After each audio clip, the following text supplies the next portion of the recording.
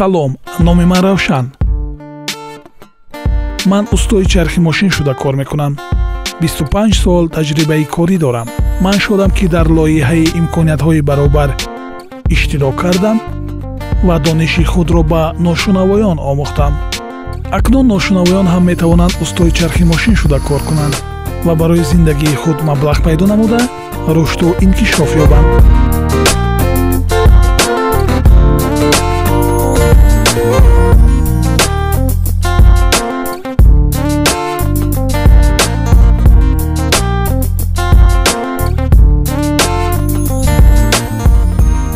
ман Усмон Алӣ ном дорам. ман аз кӯдакӣ мехостам устои чархи мошин шавам.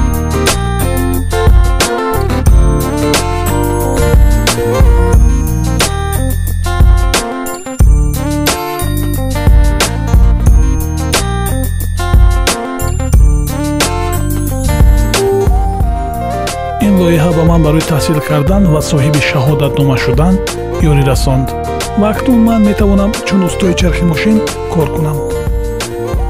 ба Равшан ташаккур мегӯям, ки нозукиҳои ин касбро ба ман ёд дод.